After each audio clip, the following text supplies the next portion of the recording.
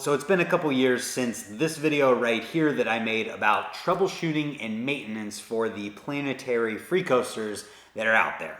Well, in those couple years, I've gained a lot of knowledge about these hubs, the way they work, the way the problems that can come up with them work, and how to solve them. So this video is an update to my previous one, explaining in, I think, what will be a better way that will help you solve any issues you might be having sooner, easier, and with less complications, and a lot more clarity.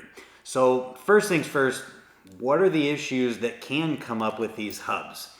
Well, the main issues that I've encountered and that people have asked me about are issues of the hub not engaging properly when you pedal, meaning when you go to pedal like this, nothing happens and the driver just goes forwards, or it skips sometimes.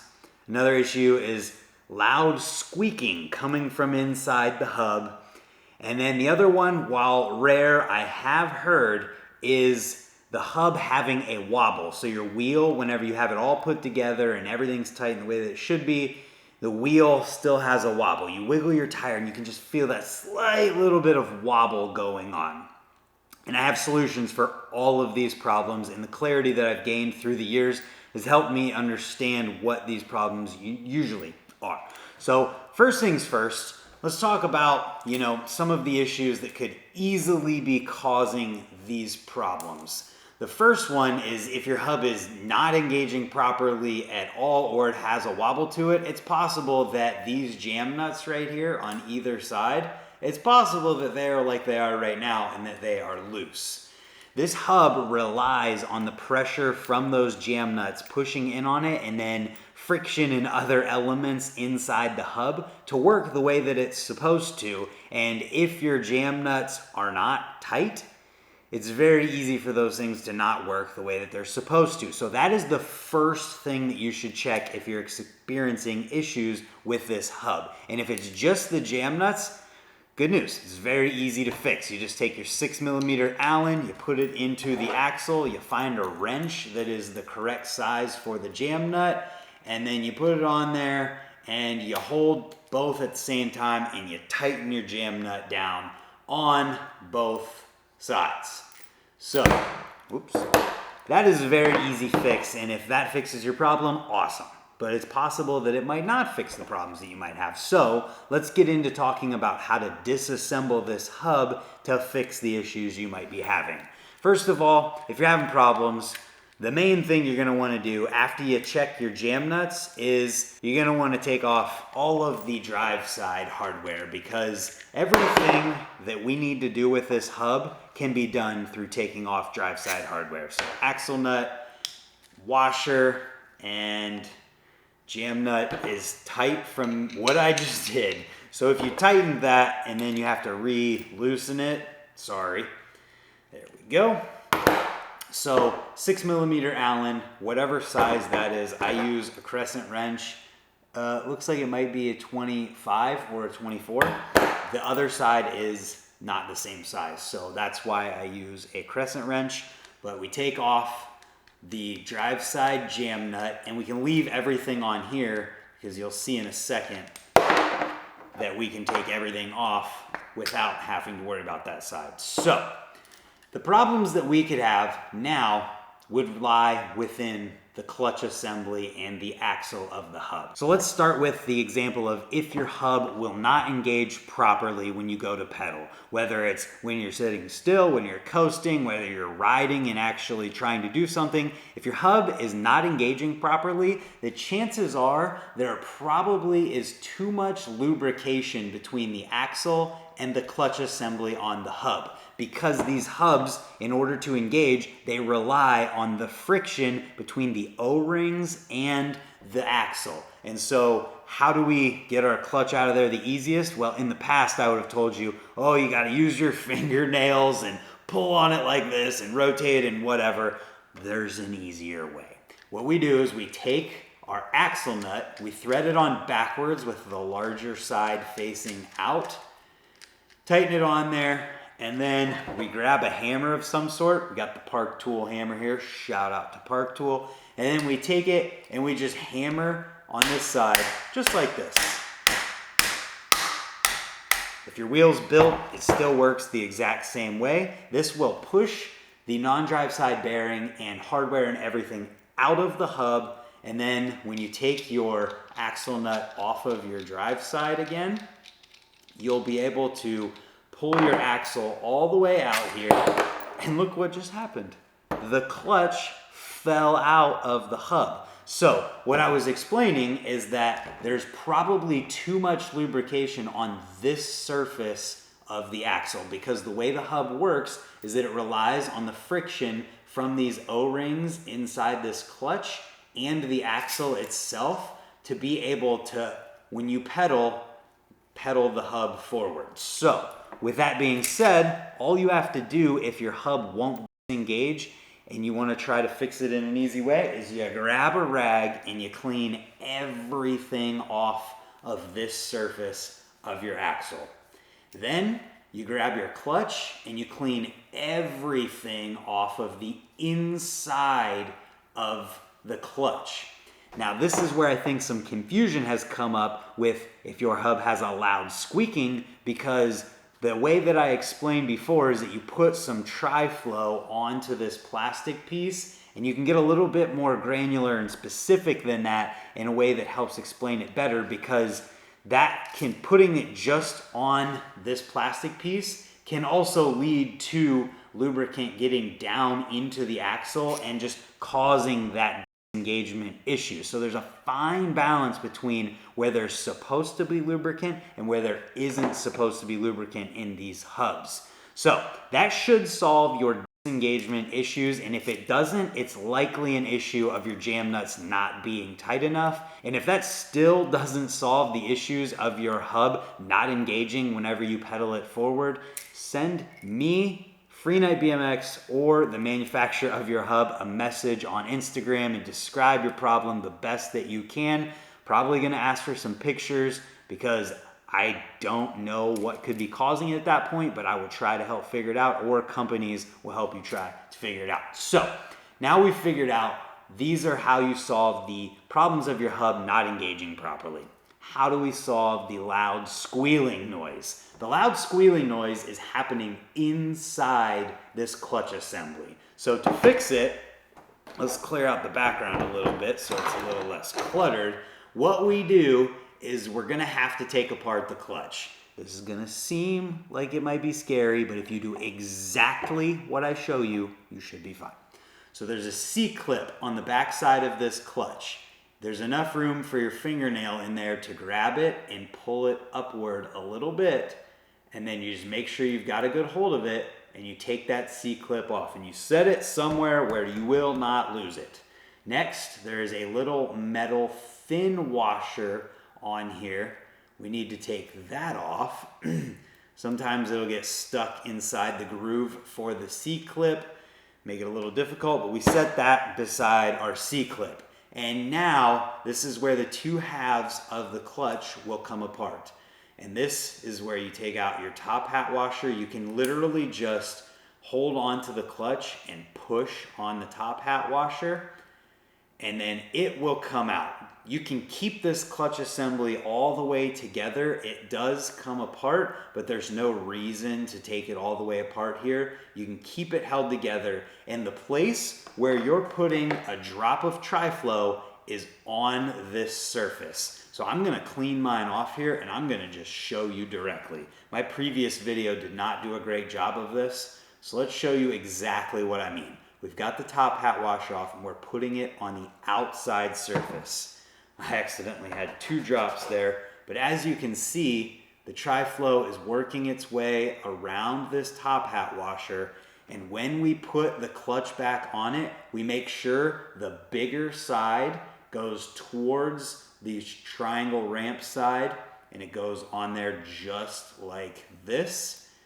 And you can see that when we put it on there, it goes into this O-ring, and in order to get that tri-flow worked in, we can hold the clutch like this, and we can put our finger inside the top hat washer, and we can just rotate it.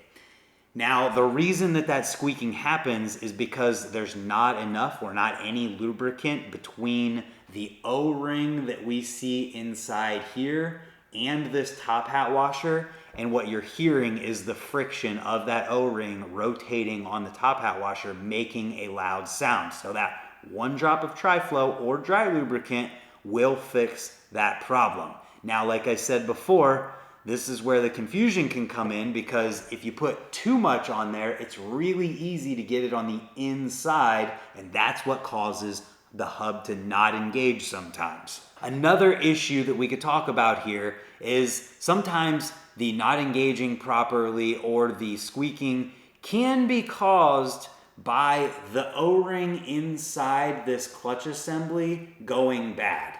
Now let me see. If I take this apart, you can see the O-ring in here. Let me see if I can take it out easily. There we go.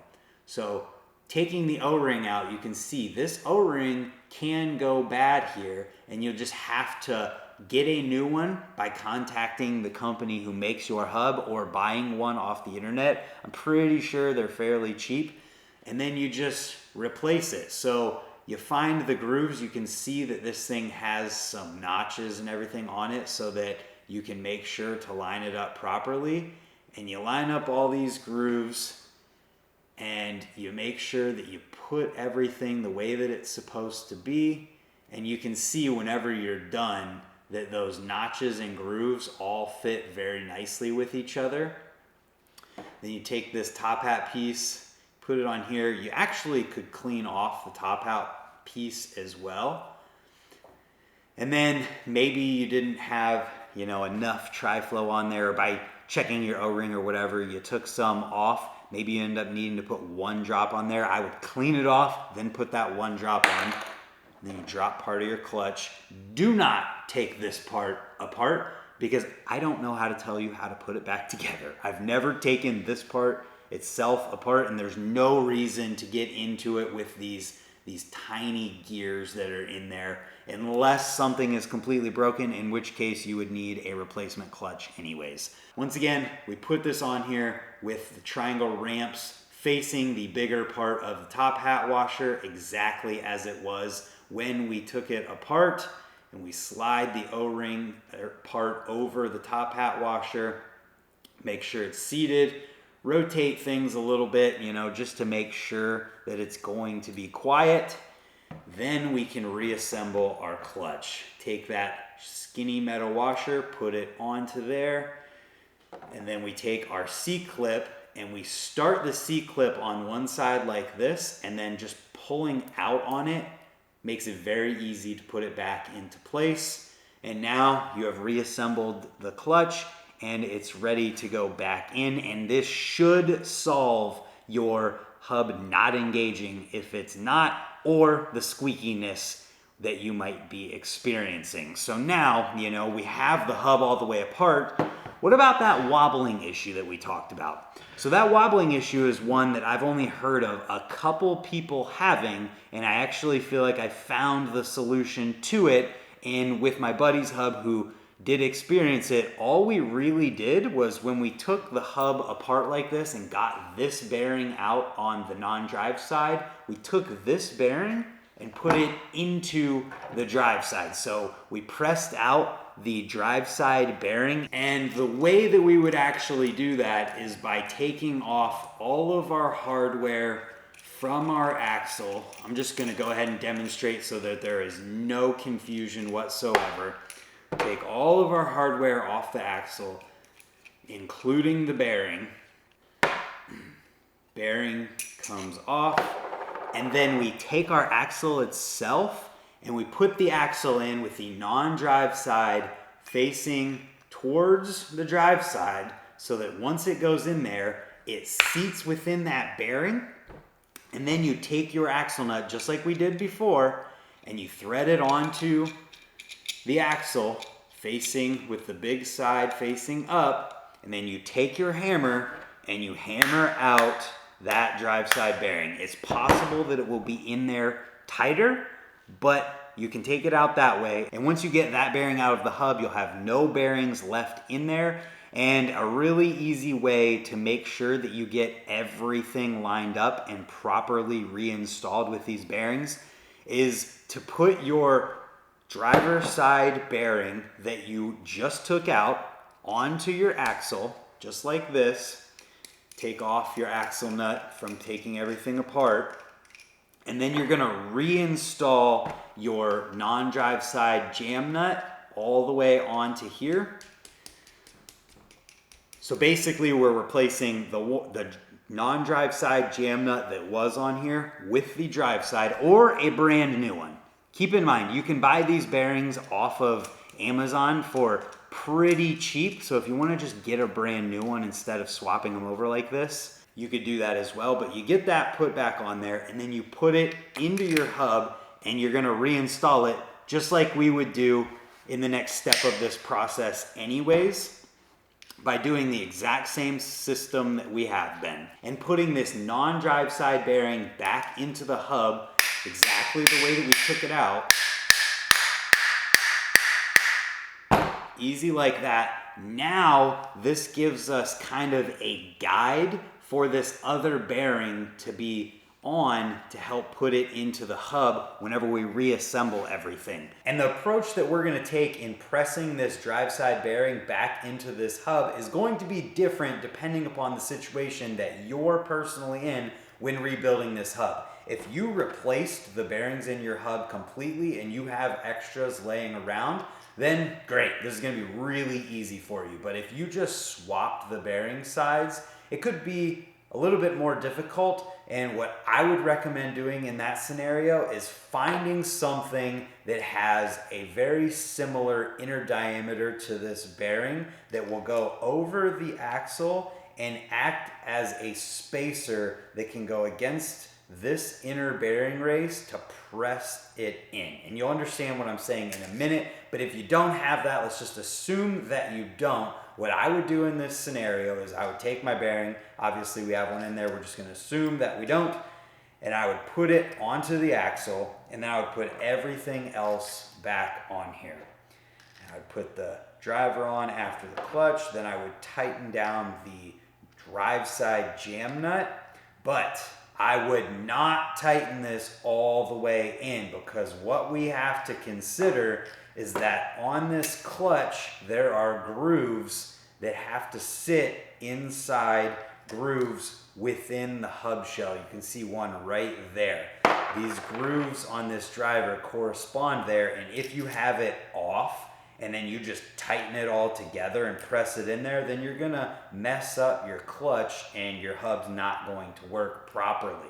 So what I would do is I would put it all on there, the bearing would be in there, I would put this in, and I would tighten that jam nut until the driver is about here. You wanna make sure you give yourself enough room that these grooves right here, and you can see how thick they are, do not get pressed into the hub shell wrong at all. And then what I would do there is I would take it back apart and I would take a look in there and I would try to find some type of way, I'd take the clutch out and I'd try to find some type of way to press this bearing the rest of the way into the hub. And that is why using a bearing makes the most sense. To do this properly, you really need a press. And if you don't have that at home, it's understandable that you wouldn't. Then, you have to do alternate ways. And so really the best way to do this would be to use the other bearings to replace your bearings in your hub or find some that are similarly sized that line up and will allow you to use a bearing as a spacer to press the other bearing in. And it's very easy. We just put the bearing that's intended to go into the hub onto the axle first, followed by one or more other bearings, and then our clutch, followed by our driver and our jam nut. And in this way, we are safe to tighten this jam nut all the way down until our bearing is pressed into our hub, because we know that with the thickness of this bearing, there is no way that you're going to push that clutch into the hub shell all the way until it would hurt the clutch in these grooves in the hub. So with that, you'd tighten it down until it was all the way in, and I just accidentally put that on there all the way, but that's kind of a long-winded way to explain it because there's not a great way to do this with these hubs specifically whenever you don't have extra bearings. So if you have this problem and you're watching this video, I would just go ahead and recommend picking up a couple of these bearings. The number will be on the screen right now for them. It's 6902RS, and you can find them on Amazon for fairly cheap, and then you'd have extra bearings at the same time and be able to press all this in the easiest way possible. So at this point, I've kind of explained how to troubleshoot everything that I know with these hubs to be a problem. There was one other thing I wanted to show you guys, and it had to do with maintenancing, and it's if you ever have to take the pawls and springs out of your hub, how to put them back in. It's very easy, and basically if your left side drive, this is going to be switched, but if your right side drive, this is how you're gonna do it. You're gonna take your spring and you're gonna notice that on your spring, there's a short side end and a longer side end. You're gonna take that shorter side and you're gonna put it in first, making sure that that little end that sticks out goes on the outside of this edge here. You're gonna push it in, and you'll notice that when you do that, this longer side is facing down. So you do that, and that tightening of the spring motion, rotating it this way, allows it to have spring tension. Then you push it the rest of the way into the hub. You grab your spring or your pawl, and then I just use my fingernail inside of here. I'll show you that again. Fingernail inside that pawl groove allows you to pull up on it just like that. Put your pawl in, and then the spring sits in that little groove there, that cavern, whatever you want to call it, valley in the pawl, and there we go. The pawl is supposed to spring downward, and I'll just go through that one more time real quick for anyone who doesn't want to rewind.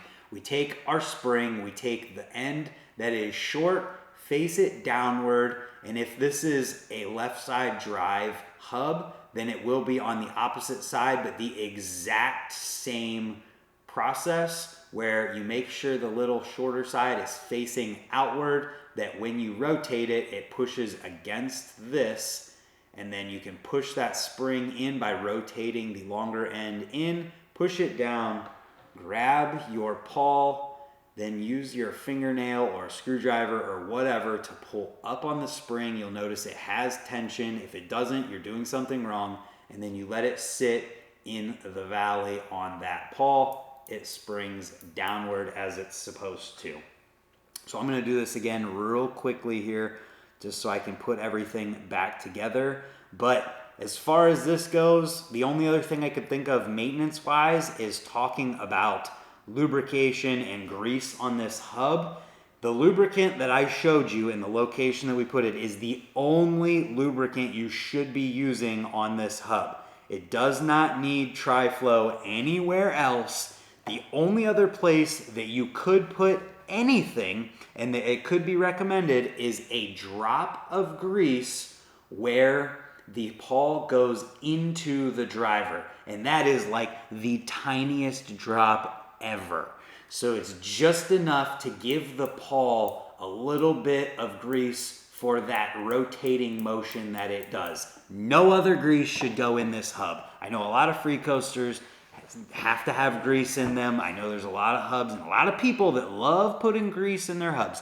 No grease inside this hub except for where the pawls rotate. That is it. The only other lubricant is dry lubricant on that top hat washer like we've already demonstrated. So now we can put our hub back together. We slide the clutch in and we push it until it stops, and then we rotate our axle and rotate the clutch and keep pushing until it seats into the hub. There's little grooves on the clutch that seat inside of little grooves inside the hub shell. So you want to make sure that those are correct, which these look to be. So when we take our driver, put it in, and now we should see that it is working properly, we can put our drive side jam nut back on. Once we get it tight, we make sure that we use our wrench and our Allen wrench to get them as tight as they need to be, which is just kind of like a snugged all the way and then a little bit.